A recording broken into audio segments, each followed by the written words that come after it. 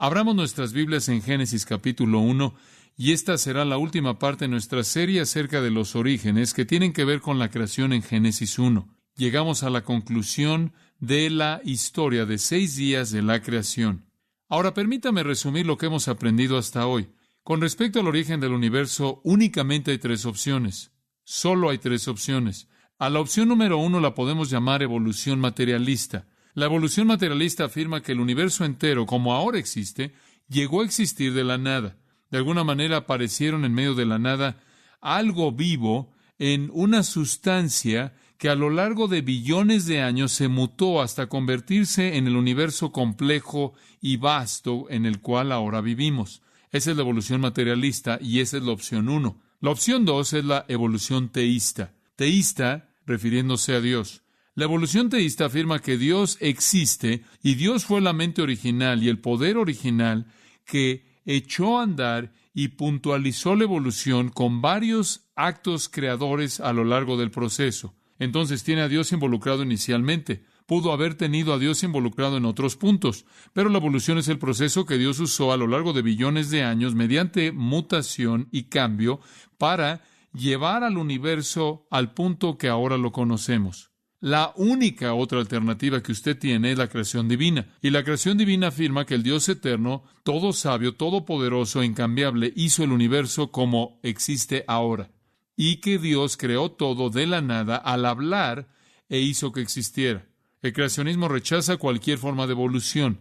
La creación divina afirma que Dios creó todo la manera en la que existe en la actualidad. Obviamente, dentro de ciertas plantas y ciertos animales hay variaciones, pero las categorías permanecen iguales como Dios las creó de manera original. Y francamente no hay otras opciones. Y hemos visto la primera opción. La primera opción, esto es la evolución materialista, sabemos que no puede ser verdad. No puede ser verdad porque la evolución es posible, porque el azar no es nada. El azar no es una fuerza y nadie por nada es igual a nada. Nadie por nada no es igual a todo. El azar no puede resultar en nada. Si nada existe, nada puede existir. También sabemos que el sistema de vida, el ADN, las cromosomas, el código genético, la información codificada en toda célula viviente, evita que la evolución sea una realidad, porque ese código determina lo que esa célula viviente va a hacer y no puede hacer, más allá de lo que está programada a hacer, y por lo tanto no se puede convertir en algo superior a lo que es. Si algo no cambia, si es inferior, produce algo menos, no algo más. Entonces sabemos que la evolución es imposible.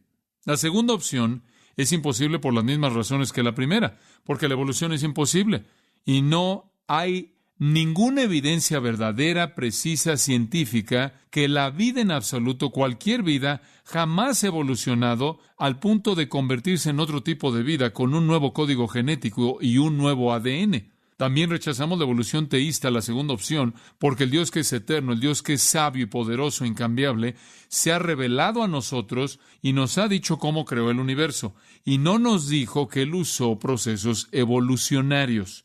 Hemos estado aprendiendo en Génesis 1 y 2, y es afirmado a lo largo de las Escrituras que no hay nada en ninguna parte de las Escrituras que indique algo diferente de que Dios creó todo como lo es, sin el uso de ningún proceso evolutivo.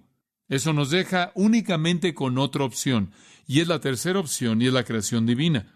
Dios creó todo como es ahora. Eso tiene sentido científico. Eso es lo único que tiene sentido científico. Como le he estado diciendo, los evolucionistas están teniendo muchas dificultades para probar la evolución, y la razón por la que no la pueden probar es porque no sucedió. ¿Cómo llegó a existir el universo? Y el único registro preciso es el registro divinamente ordenado e inspirado aquí en Génesis 1. La Biblia nos dice que Dios creó el universo en 6 días solares, 6 días de 24 horas. Y las genealogías de Génesis, el rastreo de las generaciones del hombre, indican que el periodo de creación de 6 días ocurrió probablemente de 6 a 7,000 años atrás. Eso es todo. Esto es lo que la Biblia dice y simplemente estoy resumiendo lo que ya aprendimos. Esto es lo que la palabra de Dios dice.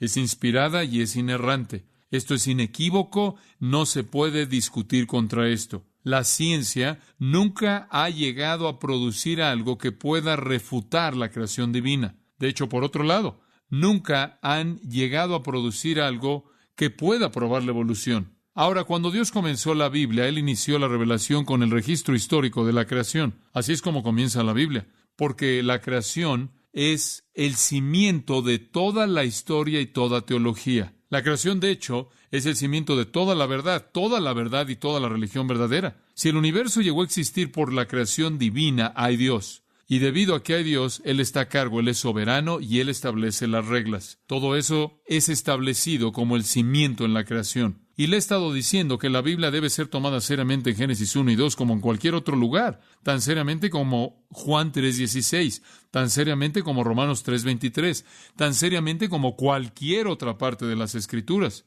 Y cualquier cosa menos que un compromiso total con la integridad de la verdad de Génesis 1 y 2, cualquier cosa menos que eso, cuestiona las Escrituras y cuestiona la precisión y la autoridad de Dios y le da un golpe en contra de Dios.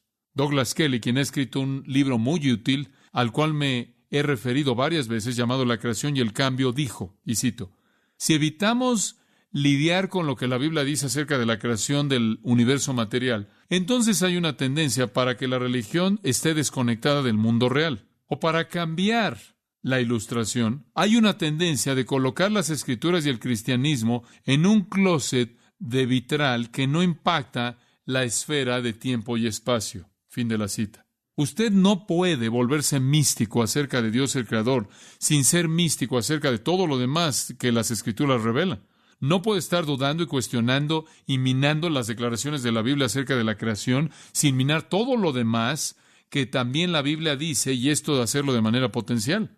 El cristianismo no comienza con aceptar a Jesucristo como Salvador, comienza con aceptar a Dios como Creador. Y el problema verdadero del siglo XX, el problema verdadero de un mundo posmoderno, no es que rechaza a Jesucristo, sino que rechaza a Dios como Creador. Y como consecuencia ni siquiera sabe quién es Jesús o cómo encaja. Y si usted rechaza a Dios como Creador, eso, creo yo, es la causa de toda pérdida humana. Es la causa de vacíos en el pensamiento humano. Es la causa de toda la desviación filosófica. Por otro lado, cuando usted cree que Dios es el Creador y Él creó exactamente como lo reveló en Génesis, eso establece el cimiento para toda verdad, porque entonces Dios es soberano y toda la verdad y toda autoridad fluye de Dios acerca de todo. Y creo que hemos estado diciendo esto, simplemente lo repetiré brevemente. Pero lo triste es que la Iglesia se ha subido a este vagón de la evolución teísta y ha sido parte de minar su propia credibilidad, ha sido parte de minar su propio evangelio, ha sido parte de minar su propio mensaje. Y han sido contribuyentes a la pérdida de la humanidad al desconectarlos de un Creador soberano y santo. Y cuando la Iglesia demanda seriamente que la gente reconozca a Dios como Creador y soberano y sustentador y consumador del universo, tiempo, espacio, cuando la Iglesia le dice a la gente de manera inequívoca que Dios está actuando en la historia humana, que Dios está más que solo actuando, Dios está controlando la historia humana, Dios ha establecido las reglas y los estándares y Dios es el juez de toda vida, cuando eso está establecido, entonces los hombres se vuelven responsables a Dios, entonces la Biblia, entonces al Evangelio y entonces Jesucristo se convierten esencialmente críticos porque revelan a Dios sus mandatos, sus leyes, sus promesas, sus propósitos y su salvación. Y afirmamos esta tercera opción de que Dios creó el universo entero como es, y lo hizo en 6 días de 24 horas, 6 a 7,000 años atrás. Y a lo largo de nuestra serie he tratado de mostrarle muchas indicaciones científicas de que cualquier otra idea fuera de esto es insensatez. De hecho, en nuestra serie hemos descubierto que los evolucionistas han construido una casa de cartas y todas sus pruebas de la evolución han terminado en el suelo cuando son examinadas honestamente. Entonces, hemos llegado a Génesis 1 con la confianza de que esta es la palabra de Dios. Esta es la Biblia, la palabra de Dios. Y en Génesis 1 tenemos el único registro de la creación que es verdadero. No creerlo es el más serio de los crímenes porque rechaza a Dios y a su palabra. ¿Y qué es lo que Génesis 1 dice? Observa el versículo 1. En el principio creó Dios los cielos y la tierra. Esa es una declaración de resumen. Eso es realmente todo lo que usted necesita saber. Todo lo que existe en los cielos y en la tierra fue creado por Dios. Y después, comenzando en el versículo 2 y hasta el final del capítulo, versículo 31, se dan los detalles de ese resumen del versículo 1. El versículo 1 simplemente dice que Dios creó los cielos y la tierra. Comenzando en el versículo 2, desarrolla cómo hizo eso. Se dan los detalles. Y revelan claramente que hubieron 6 días de la creación, de hecho, 6 días solares identificados como mañana y tarde, o tarde y mañana. Un periodo de luz seguido por un periodo de oscuridad, como en cualquier día normal. Y hemos aprendido que en el día 1 Dios creó la luz junto con el material para el resto de su creación. En el día 2 Él creó el mar y los cielos. En el día 3 Él creó la tierra y las plantas. En el día 4 Él creó las luminarias, las lumbreras, el sol, la luna, las estrellas. En el día 5 Él creó las criaturas marinas y las aves de los cielos. Y en el día 6 Él creó los animales terrestres y al hombre. Y aquí es en donde nos encontramos. Pase al versículo 24. Este es el día 6. Y Dios dijo. Luego dijo Dios: produzca la tierra seres vivientes según su género, bestias y serpientes y animales de la tierra según su especie. Y fue así. E hizo Dios animales de la tierra según su género, y ganado según su género, y todo animal que se arrastra sobre la tierra según su especie. Y vio Dios que era bueno. Entonces dijo Dios: hagamos al hombre a nuestra imagen, conforme a nuestra semejanza, y señoré en los peces del mar, en las aves de los cielos, en las bestias, en toda la tierra, y en todo animal que se arrastra sobre la tierra. Y creó Dios al hombre a su imagen. A imagen de Dios lo creó. Varón y hembra los creó. Y los bendijo Dios y les dijo: fructificad y multiplicaos, llenad la tierra y sojuzgadla, y señorad en los peces del mar, en las aves de los cielos, y en todas las bestias que se mueven sobre la tierra. Y dijo Dios: he aquí que os he dado toda planta que da semilla, que está sobre toda la tierra, y todo árbol en que hay fruto y que da semilla, os serán para comer. Y a toda bestia de la tierra, y a todas las aves de los cielos, y a todo lo que se arrastra sobre la tierra, en que hay vida, toda planta verde le será para comer. Y fue así. Y vio Dios todo lo que había hecho, y aquí que era bueno en gran manera. Y fue la tarde y la mañana el día 6. Ahora, la última vez que vimos los versículos 24 y 25, hablamos de los animales terrestres, y los vimos, de acuerdo con esos versículos, divididos en 3 categorías. Tanto el versículo 24 como el 25 mencionan esas 3 categorías también, y el versículo 26 repite algunas de ellas. Está la categoría del ganado, o las bestias, los cuales dijimos que son los animales domésticos, animales que pueden ser domados. Están las serpientes, refiriéndose a cualquier cosa que vive, que está cerca del suelo, desde insectos a roedores y muchas otras cosas, reptiles y demás. Y están los animales de la tierra, que sin duda se refieren a los animales más grandes, no domesticados, de 4 extremidades que caminan sobre la tierra. Dios entonces, al crear esos animales, colocó o dio los toques finales en el ambiente para el hombre. Y después llegamos a los versículos 26 y 27, y esto es lo que comenzamos a ver con cierto detalle la última vez. Entonces Dios dijo que todo estaba listo. El universo entero ha sido creado con el propósito de que el hombre viva en él y que vea la mano de Dios declarada a través de esto, a través del firmamento y a través de las bestias del campo, los cuales le van a dar gloria, como dijo el profeta Isaías. Dios creó un mundo entero, un ambiente entero, para que el hombre pudiera ver el genio creador maravilloso de la mente de Dios, y Dios pudiera demostrar su belleza, su orden a través de todo el mundo creado, y Dios pudiera proveer un ambiente el cual despliega su gloria. Y después, para concluir, una vez que todo está preparado, la casa está hecho para el hombre. Versículo 26. Entonces dijo Dios: hagamos al hombre a nuestra imagen. Y aquí se nos presenta la corona de la creación, la cual es el hombre. Y no tengo tiempo para entrar en lo que vimos la semana pasada, pero estuvo muy involucrado y fue muy importante, y espero que usted escuche la grabación. Si usted va a escuchar una grabación en esta serie, probablemente debe escuchar esta, aunque todas ellas, si se ha perdido alguna, le beneficiarían. Comenzando con esta declaración: hagamos al hombre. Detengámonos en ese punto. Hay 4 características en la creación del hombre que se bosquejan aquí. 4 características. La primera es la más importante. Hagamos al hombre a nuestra imagen. Y después se dice, de manera inmediata, de otra manera, conforme a nuestra semejanza.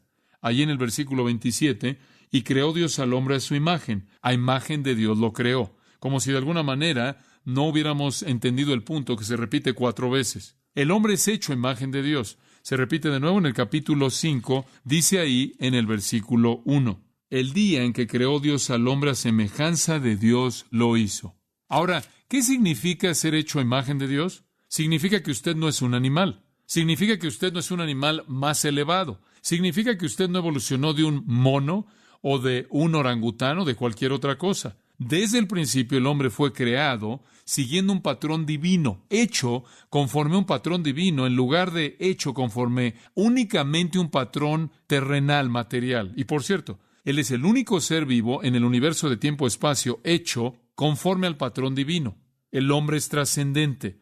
La parte más pura del hombre no puede ser reducida a una fórmula química. La parte más genuina del hombre, o más la esencia misma del hombre, no puede ser vista en ADN, no puede ser encontrada en los cromosomas, no puede ser encontrada al diseccionar su cerebro, no puede encontrarse al abrir su corazón, no puede ser encontrada al estar analizando su sistema nervioso. Puede tomar todos los experimentos científicos que quiera sobre la anatomía de un ser humano y nunca va a descubrir la verdadera parte del hombre, la cual es la realidad intangible de que es un ser trascendente que no tiene componentes químicos. El hombre es distinto de cualquier otra criatura creada.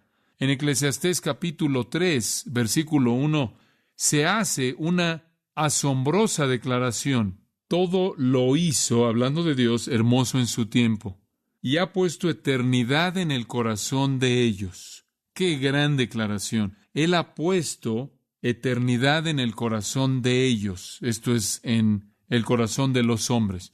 Eso solo es verdad del hombre. Ahí en el versículo 21 de Eclesiastés 3. ¿Quién sabe que el espíritu de los hijos de los hombres sube arriba y que el espíritu del animal desciende abajo a la tierra? El escritor está diciendo, el hombre, su espíritu sube, el espíritu de cualquier otra criatura creada al morir, desciende. Va al suelo, por así decirlo. Deja de existir porque Dios ha puesto eternidad en nuestros corazones. Puedes quitar tu cuerpo y vamos a vivir para siempre. Entonces, la imagen de Dios no está hablando de algún tipo de forma física. La imagen de Dios indica atributos que no se comparten en absoluto con los animales. Y el meollo que le di es personal. El hombre es una persona, tiene personalidad. Estos son sus distintivos. Tiene conciencia de sí mismo. Los animales son conscientes, pero no están conscientes de sí mismos. Están conscientes de su ambiente, reaccionan al ambiente, pero no saben que están reaccionando a su ambiente. Meramente es instintivo. Pero el hombre está consciente y reacciona a su ambiente y sabe cómo reaccionar porque reacciona de manera cognitiva. El hombre tiene razón en lugar de tener instinto. El hombre tiene la capacidad de pensar de manera abstracta. El hombre tiene la capacidad de apreciar la belleza, de sentir emoción, de estar consciente en términos morales. Y sobre todo, como lo señalamos la última vez, el hombre tiene la capacidad y la necesidad de relacionarse de manera personal con otros, con otras personas y especialmente con Dios. Y es capaz de amar a Dios y adorar a Dios. Eso es personalidad. El hombre tiene la capacidad de amar. El hombre tiene la capacidad de tener comunión, de conversar, de tener convivencia. El hombre es la única criatura en la existencia, en el mundo de espacio-tiempo, que tiene lenguaje. Ahora, todo eso apunta a la Trinidad, y esa es la razón por la que, como le dije la última vez, el versículo 26 dice, hagamos al hombre, y aquí por primera vez Dios se presenta como más que uno, porque Él está haciendo al hombre a su imagen, y el hombre está hecho para tener relaciones personales. Dios descubre el hecho de que Él mismo es una Trinidad, como bien sabemos, y lo desarrolla a lo largo del resto de las Escrituras, particularmente el Nuevo Testamento, de tal manera que Dios en las relaciones de la Trinidad establece el patrón para las relaciones del hombre. Ahora, eso, en cierta manera, es la esencia ontológica del hombre. la esencia ética del hombre. Él tiene la capacidad de conducirse moralmente. Él tiene la capacidad de ser santo y justo. Él tiene la capacidad de ser santificado. Él tiene la capacidad de obedecer a Dios. Él tiene la capacidad de recibir salvación eterna y divina. El hombre creado a imagen de Dios, y ese es solo un repaso breve de lo que vimos la última vez, primordialmente indica personalidad y por lo tanto relaciones. Ahora, veamos las tres características que quedan que se describen aquí del hombre. Número 2. El hombre no solo es hecho a imagen de Dios, el hombre es el rey de la tierra. Él es el rey de la tierra. Veamos esto en los versículos 26 y 28. En el versículo 26, después de decir, hagamos al hombre a nuestra imagen, conforme a nuestra semejanza, Dios dijo, y señoré. Y después Él pasa a describir todo: los peces del mar, las aves de los cielos, las bestias en toda la tierra, en todo animal que se arrastra sobre la tierra. Ahí en el versículo 28 dice, a la mitad del versículo, fructificad y multiplicaos, llenad la tierra y sojuzgadla, y señoread en los peces del mar, en las aves de los cielos y en todas las bestias que se mueven sobre la tierra. El hombre fue diseñado por Dios para ser el soberano del planeta, para ser el rey del planeta. Versículo 26, señoré. Versículo 28, sojuzgadle y señoread. El nombre, por cierto, en el versículo 26 es plural, porque el hombre es un término colectivo. Esa es la razón por la que dice, hagamos al hombre a nuestra imagen. Y después, señoré, en plural, que ellos se enseñoreen. Es un nombre colectivo. El hombre como especie es creado a imagen de Dios, conforme al patrón divino, y se le da la responsabilidad de ser el soberano sobre la creación entera. Y después Dios regresa a lo largo de la secuencia. Usted recordará, si regresa al día 5, vienen los peces, después vienen las aves, después vino el ganado, después vienen las cosas que se arrastran, y después las bestias o las cosas vivientes, mencionadas al final del versículo 28. Entonces la secuencia es repetida. Todas las formas más elevadas de vida creada, más allá de las plantas, las cuales serán mencionadas en un momento, están bajo el dominio soberano del hombre. Ahora esto involucra algo muy práctico. Vaya al capítulo 2, versículo 19. Y aquí se repite el mismo relato de la creación, pero se añaden algunos detalles. Jehová Dios formó pues de la tierra toda bestia del campo y toda ave de los cielos. Ya aprendimos eso. Esto simplemente está resumiendo y repitiendo. Y las trajo a Adán para que viese cómo las había de llamar. Y todo lo que Adán llamó a los animales vivientes, ese es su nombre. Y puso Adán nombre a toda bestia y ave de los cielos y a todo ganado del campo. Ahora, esa fue la primera responsabilidad que el hombre tuvo. Si iba a ser el soberano sobre la creación, él tenía que identificar la creación. Él tenía que clasificar la creación. Y lo hizo. Él tuvo la capacidad de ver las características de una criatura dada y darle un nombre apropiado, lo cual hizo. Una segunda responsabilidad que el hombre tuvo ahí atrás en el versículo 15, con respecto a la soberanía sobre la creación, capítulo 2, versículo 15. Tomó pues Jehová Dios al hombre, antes de esto, claro, creó Dios al hombre, y lo puso en el huerto de Edén para que lo labrara y lo guardase. Ahora recuerde que todavía no hay maldición, no hay pecado, no hay caída, no hay muerte, pero aquí, de alguna manera, se tenía que cuidar el huerto de Dios, como algunos teólogos lo han dicho.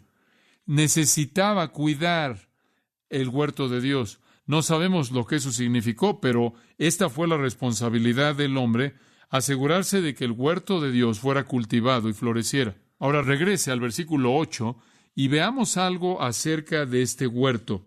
Jehová Dios plantó un huerto al Edén, al oriente, y puso allí al hombre que había formado. Y Jehová Dios hizo nacer de la tierra todo árbol delicioso a la vista y bueno para comer.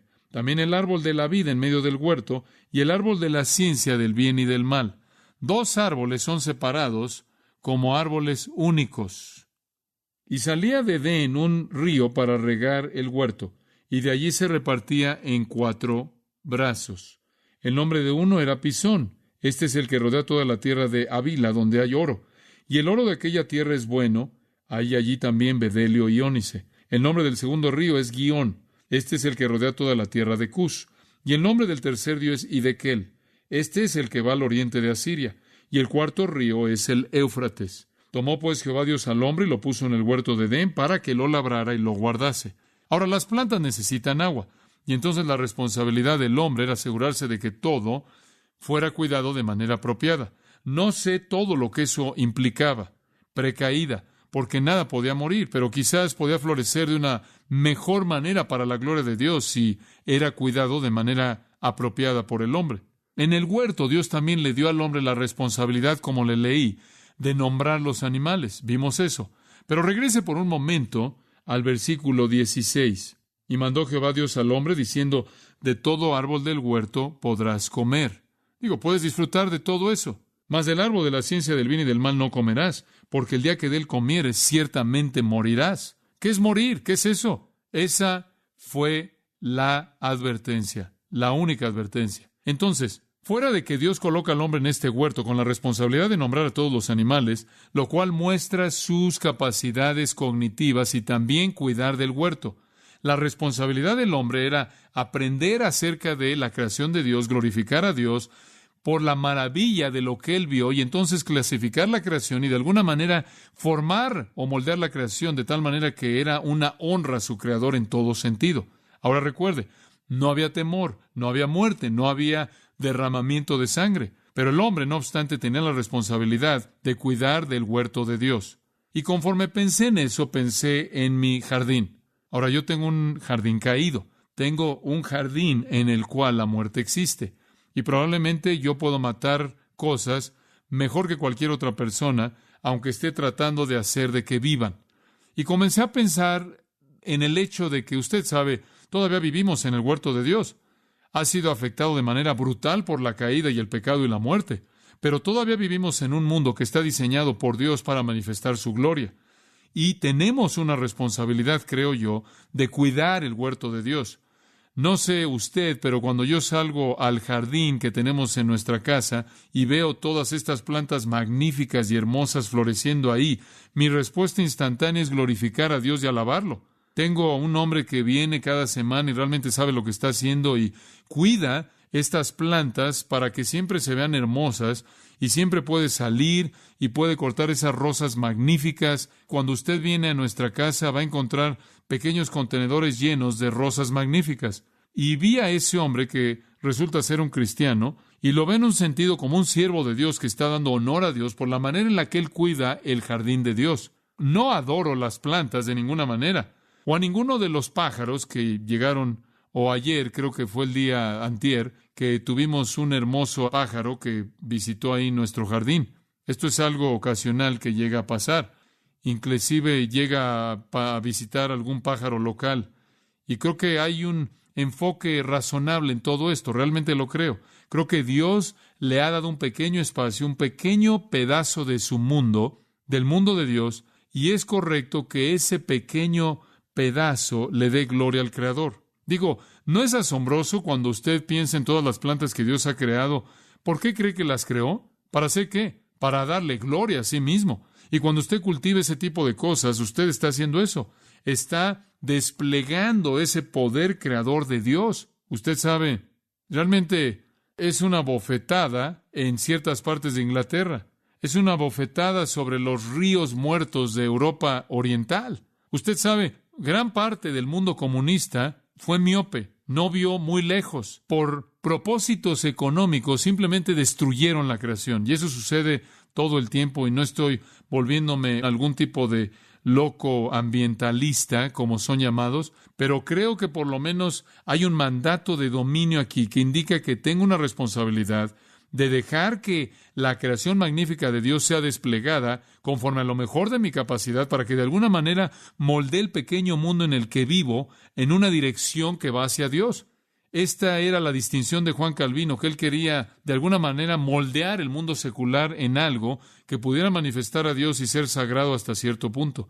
Entonces, todo lo que hacemos debe ser para la gloria de Dios. Tenemos una tierra maldecida con que lidiar y eso no es fácil.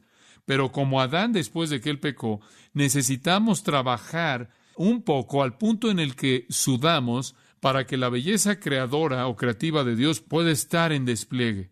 Y todavía somos administradores, mayordomos de su creación. Y creo que como cristiano siento esa administración, esa mayordomía.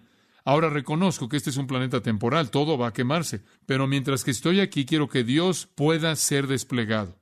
Y entonces a Adán se le dio esa responsabilidad. Ahora, de este lado de la caída, de este lado del pecado, no podemos dominar el huerto de Dios como quisiéramos. Es un mundo salvaje y oímos de muerte que ocurre en nuestro mundo. Inclusive tenemos aquí plantas que son mortales, ¿no es cierto? Plantas que son drogas. Tenemos bacteria viviente y cosas así que matan, que han creado plagas que literalmente han resultado en la muerte de decenas de miles de personas. Tenemos animales que matan. No es el huerto que fue originalmente por la caída y la maldición. En el capítulo 2 de Hebreos dice, versículo 8, que Cristo, quien es el hombre supremo, ha sido coronado con gloria y con honor, versículo 7. Y después en el versículo 8 dice, tú has colocado todas las cosas en sujeción o bajo sus pies. Y eso es verdad. Cristo, como el hombre encarnado, verdaderamente es el Rey de la tierra, porque al sujetar todas las cosas a Él, no dejó nada que no esté sujeto a Él. Pero observe esta siguiente declaración, muy importante. Pero ahora todavía no vemos todas las cosas sujetas a Él. ¿No es eso verdad? Cristo es el verdadero Rey de la tierra. Él fue hecho poco más bajo que los ángeles. Él descendió y se volvió uno de nosotros, y entonces Él asumió el mandato del dominio, y debido a que Él es Dios, Él tiene el poder más grande para sujetar la creación a sí mismo. Pero vemos la creación, y estuvo sujeta a Él, versículo 8 dice eso, todas las cosas fueron sujetas a Él. No hay nada que existe que no esté sujeto a Él, pero todavía no vemos todas las cosas sujetas a Él. No vemos al reino animal bajo control, dócil y pasivo. No vemos la vida de las plantas simplemente creciendo y floreciendo sin ninguna necesidad de ser cuidada. No vemos el mundo libre de guerra y odio y matanza y etcétera, etcétera, y enfermedad. Entonces todavía no vemos todas las cosas sujetas a Él, pero lo veremos. Lo veremos. Algún día todas las cosas van a estar sujetas a Él. Algún día Él invertirá la caída. Él invertirá la maldición. Él será el Rey de la tierra. Observe el versículo 10. Porque convenía aquel por cuya causa son todas las cosas, y por quien todas las cosas subsisten, que habiendo de llevar muchos hijos a la gloria, perfeccionase por aflicciones al autor de la salvación de ellos. A través de su muerte, Él ganó el derecho de ser el soberano de la tierra, y Él tomará ese derecho, y Él irá a su gloria, Él gobernará este mundo, Él someterá este mundo, y Él nos llevará junto con Él al traer a muchos hijos a la gloria. Entonces podríamos decir esto, que antes de la caída se dio un mandato de dominio al hombre que él podía ejercer. Y él tenía control de todos los animales y tenía control del huerto de Dios. Pero él perdió eso en la caída y será recuperado cuando Jesús, que todavía no ha sujetado todas las cosas a sí mismo, hará eso. Y eso está viendo al reino milenial, la tierra restaurada, el Edén invertido, por así decirlo. Usted recuerda, el profeta Isaías dice que el desierto va a florecer como una rosa, que el león se acostará con el cordero, un niño jugará en un foso de serpientes, y si alguien se muere a los 100 años, morirá como bebé. De tal manera que la muerte, aún en su curso normal, será abatida. Y señalé en una serie de programas de televisión que hice esta semana, y es muy razonable asumir o suponer que la gente que entra al milenio que esté viviendo en la tierra vivirá a lo largo de los 1000 años enteros sin morir. La muerte será mitigada, la maldición será mitigada. Todavía habrán elementos de la maldición en la tierra, porque todavía van a ser gente en la tierra que tenga una naturaleza pecaminosa y que se rebele contra Dios. Entonces, el pecado va a estar aquí, pero va a ser sometido en gran parte. Y después, finalmente, al final de los 1000 años, la tierra entera va a disolverse y se va a crear nuevos cielos y nueva tierra, en donde no hay pecado y no hay caída. Entonces el hombre reinará con Cristo en el reino. Y un día cuando Cristo sujete a la creación, entonces disfrutaremos de esa sujeción de la creación porque reinaremos con Él. Lo segundo entonces que decimos acerca del hombre es que Él es el Rey de la tierra. Él es el soberano de la tierra. Él no es solo una extensión biológica de alguna otra criatura. Él fue hecho de algo diferente, a imagen de Dios, para gobernar este universo. Y Él hará eso en las glorias del reino milenial cuando, junto con Cristo, reine sobre un universo sujeto, traído a sujeción por Jesucristo mismo. De hecho, en las Escrituras dicen, los profetas lo señalan, el Nuevo Testamento se refiere a esa tierra que será renovada al principio de los 1000 años.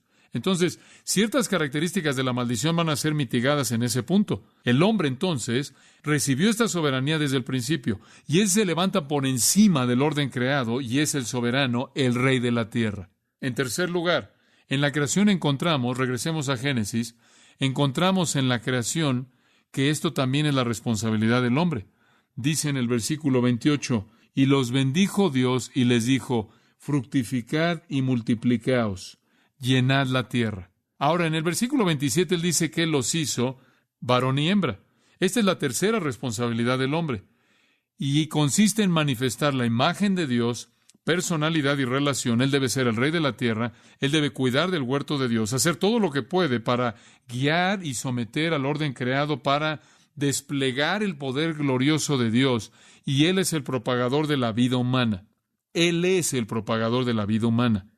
Entonces, Dios los hizo varón y hembra. Ese fue el diseño de Dios para el matrimonio y la procreación. Hemos estado hablando del hecho de que la procreación existe en todo el mundo animal. Inclusive hay una capacidad procreadora entre las plantas que se reproducen mediante semilla o semilla en el fruto. Dios le dio al hombre capacidades de relación y después Dios le dio al hombre una ayuda. Dice en el versículo 7 del capítulo 2 que Dios formó al hombre del polvo de la tierra y sopló en su nariz aliento de vida y fue el hombre un ser viviente. Y conforme usted lee más adelante en este pasaje, versículo 18, dijo Jehová Dios, no es bueno que el hombre esté solo, le haré ayuda idónea para él. Esto no va a funcionar porque tengo que seguir creando personas. Él no puede estar así, tengo que hacerle una ayuda idónea. Ahora, sé lo que la mayoría de la gente piensa, alguien tiene que lavar los platos, alguien tiene que sacar la basura, alguien tiene que hacer la cama. Ese no es el tipo de ayuda. Él necesitaba ayuda en una cosa primordial, y eso era procreación, la propagación de la raza humana. Este era el punto aquí. Él necesita una ayuda, él necesita una compañera, él necesita una compañera perfecta del polvo, del cual el Señor Dios había formado todo, pero había algo diferente acerca de la manera en la que Él formó a esta ayuda, ahí en el versículo 20. Dios vio la creación entera y no se halló ayuda idónea para Él. No había nada en el orden creado que estuviera a su nivel. Y necesitamos seguir afirmando eso ahora. El hecho de ser un ser humano no es ser un animal glorificado, es ser un ser eterno hecho a imagen de Dios. Y solo había uno, y ese era Adán. Entonces, Jehová Dios hizo caer sueño profundo sobre Adán. Y mientras éste dormía, tomó una de sus costillas y cerró la carne en su lugar. Y de la costilla que Jehová Dios tomó del hombre hizo una mujer y la trajo al hombre. Dijo entonces Adán, esto es ahora hueso de mis huesos y carne de mi carne. Esta será llamada varona porque del varón fue tomada. Por tanto, dejará el hombre a su padre y a su madre y se unirá a su mujer y serán una sola carne. Y estaban ambos desnudos, Adán y su mujer, y no se avergonzaban. ¿Había algo de qué avergonzarse? No había ningún pecado. Ahora esta sección que le acabo de leer ahí en el capítulo 2 expande la declaración simple del versículo 27b que dice, varón y hembra los creó. Y ahí tiene usted la historia de cómo Dios hizo eso. El capítulo 2 no es una historia adicional, es una expansión del original. Ahora, en ambos lugares, el varón es primero. Varón y hembra los creó. Y el capítulo 1 le dice en el versículo 7, capítulo 2 le dice en el versículo 7 que creó al hombre y ahí en el versículo 18 y en adelante creó a la mujer después. Ahora esto es importante. El hombre es colocado primero y esto es necesario en la creación y muestra la precisión asombrosa del libro de Génesis. Permítame decirle a qué me refiero. La investigación genética confirma esto, ya que el hombre tiene ambas cromosomas X que, por cierto, producen mujeres. Y las cromosomas Y que producen hombres. Los hombres son X e Y, las mujeres no. Si la mujer hubiera sido creada primero y el hombre hubiera sido tomada del cuerpo de ella, entonces la reproducción habría sido imposible, ya que no habría habido nada más que cromosomas X, y si ese hubiera sido el caso, solo mujeres podrían haber sido reproducidas porque las mujeres no tienen una cromosoma Y. El hombre tenía que ser creado primero porque tiene una cromosoma X y una Y, y la cromosoma Y produce un hombre y la cromosoma X a una mujer. Dios sabía exactamente lo que estaba haciendo. Y entonces Él entró, tomó un hueso, y de ese hueso, si nos metemos en algo de ciencia aquí, tenía el ADN codificado en la estructura celular, con la cual Él crearía un hombre. Él hizo una mujer a partir de ese hueso, hizo una compañera para Adán y juntos podían entonces producir hombres y mujeres. Entonces las cromosomas X y las cromosomas Y eran bien conocidas para Dios, aunque que no aparecen en el libro de Génesis. El hombre tenía el material genético para que una mujer pudiera ser tomada de él y estuviera genéticamente relacionada a él, siendo del mismo género, y entonces a través de la relación con ella pudiera procrear tanto hombres como mujeres. Y entonces juntos cumplen el mandato de dominio del versículo 28. Fructificad y multiplicaos, llenad la tierra y sojuzgadla. Fructificad y multiplicaos. La palabra técnica para eso es fecundo. Quiere decir la capacidad de procrear. Y por cierto, esto se encuentra a lo largo de Génesis. No voy a tomar el tiempo, pero usted lo puede hacer. Capítulo 1, Dios bendijo a Noé después del diluvio y sus hijos y les dijo, muy bien, tienen que cumplir este mandato original, fructificad y multiplicaos y llenad la tierra. Hagan bebés de manera coloquial, produzcan niños. Y en el capítulo 17 del libro de Génesis, versículo 16, habla de Abraham y Sara, la bendeciré y te daré un hijo de ella, la bendeciré y será madre de naciones, reyes y gentes vendrán de ella. Y en el versículo 20, en cuanto a Ismael, lo bendeciré, lo haré fructífero y lo multiplicaré mucho. Esto es, hacerte fructífero y multiplicarte en el Antiguo Testamento es una expresión de procreación. Entonces, el diseño del hombre y la mujer permitiría que el hombre procreara, lo cual permitiría que el hombre tuviera la responsabilidad maravillosa y el privilegio de producir otros a imagen de Dios. ¡Qué bendición tan increíble! Increíble. Usted trae ese pequeño bebé al mundo, es una persona eterna hecha a imagen de Dios. No hay nada como eso. No hay absolutamente nada como eso, porque esa pequeña vida tiene la capacidad de tener una relación. Sea una relación que yo disfruto con un miembro de la familia como mi padre, que está a un punto, a un extremo del fin de la vida, o sea, con mi pequeña nieta que viene corriendo conmigo con sus brazos abiertos en el aire y me ruega que la levante y le dé un abrazo. Esas son las cosas más ricas en toda la vida, relaciones. Y tenemos el privilegio y el gozo de enriquecer nuestra propia relación en el matrimonio al multiplicar y al traer a esa unión a otros capaces de tener una comunión profunda, personal, de tener conversación, de tener convivencia. Podemos disfrutar con ellos las mismas relaciones personales que disfrutamos uno con el otro. Y por lo tanto, Dios está diciendo, puedes extender este dominio sobre la faz de la tierra, llena la tierra. Génesis 9:1, llena la tierra. Lo mismo en Génesis 1:28, llena la tierra. Dios diseñó el matrimonio, un hombre, una mujer. Eso es claro a partir de lo que le acabo de leer al final del capítulo 2. El hombre deja a su padre y a su madre y se une a su mujer, se vuelven una carne, y la manera en la que se vuelven una carne es en la vida que viene a partir de ellos. Una carne podría significar que tiene intimidad sexual. Una carne podría significar que piensan de manera semejante, igual, y hacen las cosas juntos. Pero la expresión más pura y verdadera de una carne es cuando los dos, ambos, se unen en una carne, una vida, y ese fue el mandato hacia el hombre, porque al hacerlo el hombre multiplica la imagen de Dios. Por eso hablamos con tanto énfasis a los padres cristianos que tienen pequeños hijos, de que entiendan la administración que Dios les ha dado, de criar ese pequeño hecho a imagen de Dios y llevarlo de regreso al conocimiento de Dios a través de la fe en Jesucristo. Entonces, Dios estableció esta capacidad de ser fecundos, como es llamado, esta capacidad de procrear. Y Dios estableció el matrimonio como el ambiente, un hombre y una mujer de por vida, en lo cual se llevaría a cabo esto. Fue un recurso de evolución que estaba tratando de explicar la conducta del hombre de una manera de evolución, y no podían descubrir por qué es eso.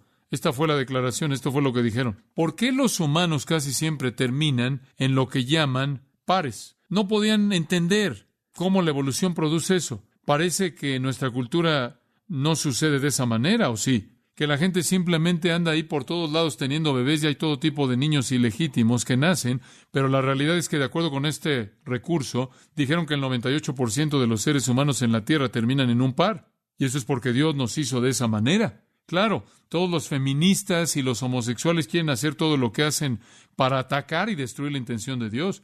Y han tenido mucho éxito en nuestra sociedad. Y debido a eso, Romanos 1 dice, la ira de Dios ha venido sobre ellos. Bueno, suficiente de eso. El hombre entonces es creado a imagen de Dios. Él es creado para ser el rey de la tierra. Él es creado para ser el propagador de la vida. Y finalmente Él fue creado como el destinatario del gozo. Dios quería bendecirlo. Y dice en el versículo 28, y los bendijo Dios. Dios los bendijo. Él simplemente quería a alguien a quien pudiera bendecir, y los bendijo. ¿Cómo los bendijo? Bueno, los bendijo con dominio, los bendijo con una imagen divina, con un ser eterno, los bendijo con la capacidad de tener relaciones, los bendijo con personalidad, los bendijo con la capacidad de entender su creación, los bendijo con la capacidad de conocerlo y también de conocerse el uno al otro, los bendijo con la capacidad de reproducirse a sí mismos y llenar la tierra con otros hechos a imagen de Dios, y los bendijo de otra manera. Versículo 29. Y dijo Dios, he aquí que os he dado toda planta que da semilla, que está sobre toda la tierra, y todo árbol en que hay fruto y que da semilla, os serán para comer. Ahora, ¿alguna vez se ha preguntado por qué Dios llenó este mundo con una variedad tan grande de comida, simplemente en el área de las plantas, simplemente las frutas y los vegetales? Quite la carne, porque no hay muerte en este punto. Entonces el hombre es un vegetariano cuando fue creado originalmente. Pero parece que no hay fin para toda la vegetación, todo lo que crece, lo que cuelga sobre los árboles, para el gozo del hombre. Digo, con frecuencia he pensado en que Dios pudo haber hecho un cielo café, con agua café, y un mundo sin color y arroz. Y entonces todo lo que usted podía hacer toda la vida es comer arroz o lo que fuera. Pero ¿por qué Dios llenó este mundo con una variedad tan grande de plantas, de vegetales, de frutas vegetales? Simplemente abundan. Cada vez que voy a otra cultura, a otro lugar en el mundo, me dan a probar algo que la gente saca del suelo y se la comen. Es realmente asombroso. Algunas de ellas no quiero volverlo a probar, pero probablemente tiene que ver más con la manera en la que son preparados que con lo que se puede hacer para ellos. Usted sabe, cómo cubrirlos con mucho queso o algo así. Pero continúa sorprendiéndome. Usted sabe cómo Dios ha acomodado esto con la capacidad humana asombrosa, y es la capacidad de probar, del sentido del gusto. Usted da por sentado eso, ¿no es cierto? Y la capacidad de oler. Primordialmente piensa que prueba, pero realmente huele más de lo que prueba. Pero Dios nos ha dado la capacidad de probar ciertas cosas. Y qué bendición para que podamos literalmente disfrutar de la bondad inmensa que Dios ha provisto para nosotros. Entonces, Adán y Eva primero eran vegetarianos. Podían comer cualquier planta que daba semilla que estaba sobre toda la tierra. Y todo árbol en que había fruto y que daba semilla, podían comer de eso. Y a toda bestia de la tierra, y a todas las aves de los cielos, y a todo lo que se arrastra sobre la tierra en que hay vida, toda planta verde les serán para comer. Y fue así. De nuevo, eso en cierta manera es una declaración de punto que indica que este fue el patrón establecido permanente. El hombre fue vegetariano y los animales también eran vegetarianos en la creación. ¿Por qué? Porque no había muerte. Nada moría. Dios estableció esto como el patrón fijo original. Era permanente en ese entonces. Y fue así, indica permanencia. Ahora, había únicamente una excepción. Capítulo 2, versículo 9. Estaba el árbol de la vida en medio del huerto y el árbol de la ciencia del bien y del mal. Y ahí en el versículo 16, se les mandó que de todo árbol del huerto podían comer, mas del árbol de la ciencia del bien y del mal no comerían, porque el día que de él comieres ciertamente morirás. Podían comer del árbol de la vida todo lo que querían, pero no podían comer del árbol de la ciencia del bien y del mal. Comer de lo que era prohibido devastaría el diseño original, produciendo muerte y putrefacción. Bueno, es esa una historia triste, ¿no es cierto? Porque eso es exactamente lo que hicieron. El capítulo 3 cuenta la terrible historia y no sabemos cuánto tiempo pasó. No sabemos si fueron décadas o si fueron cientos de años, pero llegó el momento en el que Eva fue engañada por la serpiente. La serpiente le mintió y ella creyó la mentira. Y ella desobedeció a Dios y comió. Y después Adán deliberadamente desobedeció a Dios y comió, y todo cambió, todo. Capítulo 3, versículo 19. De pronto, cuidar de el huerto no era fácil. Bueno, de regreso al versículo 17. Por cuanto obedeciste a la voz de tu mujer y comiste del árbol de que te mandé diciendo, no comerás de él, maldita será la tierra por tu causa. Con dolor comerás de ella todos los días de tu vida. Espinos y cardos te producirá y comerás plantas del campo. Con el sudor de tu rostro comerás el pan hasta que vuelvas a la tierra. Tu vida entera va a ser un gran, gran desafío. Vas a tener que trabajar duro para poder comer a partir de la vegetación que antes era accesible de una manera muy fácil a ti. Y después en el versículo 21, y Jehová Dios hizo al hombre y a su mujer túnicas de pieles y los vistió. Esa es la primera muerte. Para poder hacer una túnica, una prenda de ropa de piel, Dios tuvo que matar al animal. Y Dios mató al primer animal para cubrir la desnudez de Adán y de su mujer. Allí en el capítulo 4, versículo 4, y Abel trajo también de los primogénitos de sus ovejas, de lo más gordo de ella. Eso significa que trajo un sacrificio animal, mató un animal. Y miró Jehová con agrado a Abel y a su ofrenda. El Señor aceptó la muerte de animales como un sacrificio, lo cual significa que la muerte animal fue inaugurada por Dios. Era aceptable a Dios dentro del marco de su sistema sacrificial, porque, claro, apuntaba a la paga del pecado, que es muerte, y Dios más adelante permitió que la gente comiera carne. Allí en el capítulo 9, cuando Noé y sus hijos salieron del arca, Dios les dijo, fructificad y multiplicaos y llenad la tierra. Capítulo 9, versículo 2, el temor y el miedo de vosotros estarán sobre todo animal. Ahora de pronto va a ser el rey de la tierra, va a tener autoridad sobre estos animales, pero no van a recibir eso con gusto, van a temerte. Sobre todo animal de la tierra y sobre toda ave de los cielos, en todo lo que se mueve sobre el mar y en todos los peces del mar en vuestra mano son entregados. Todo lo que se mueve y vive os serán para mantenimiento, así como las legumbres y plantas verdes os lo he dado todo. Entonces no piense que ser vegetariano es la manera cristiana de vivir. Originalmente fue la manera, pero no había pecado. Una vez que hubo pecado, Dios le permitió a la gente comer carne.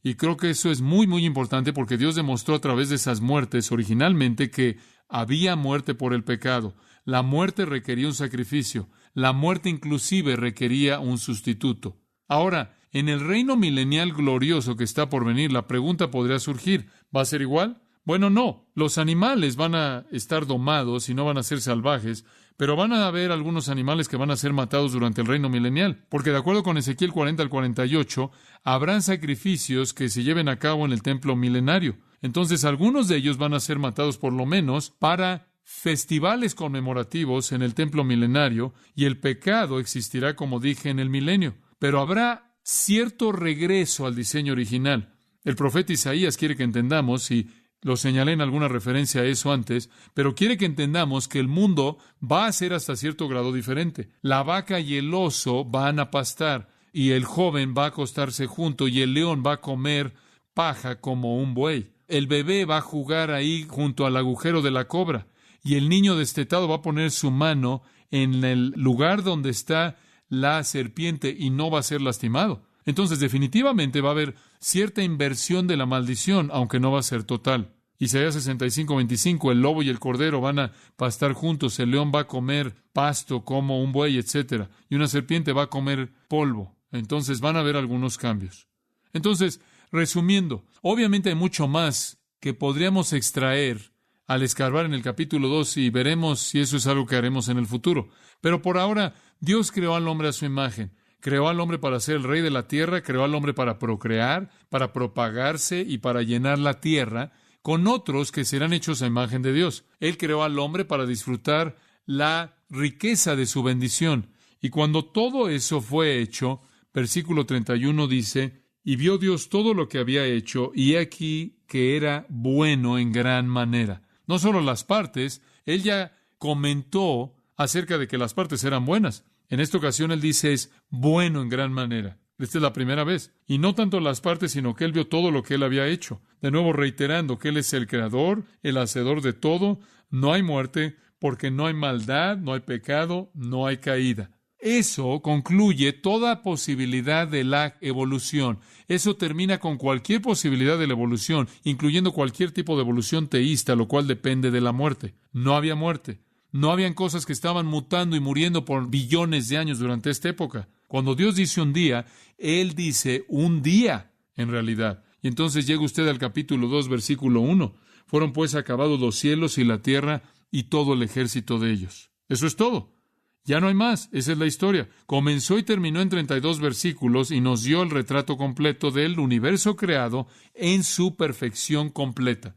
¿Cree usted eso? Es la palabra de Dios, ¿no es cierto? Es la palabra de Dios. Padre, te damos gracias en esta noche por estas semanas en las que hemos podido ver esto, ver tu poder, tu mano gloriosa. Gracias por ser nuestro creador, nuestro sustentador, el consumador del universo. Gracias por ser nuestro Salvador, nuestro Señor, nuestro amigo. Gracias por ser nuestro Padre. Que el gran Creador se volvió mi Salvador es una realidad maravillosa. Te bendecimos y te damos gracias en el nombre de tu Hijo.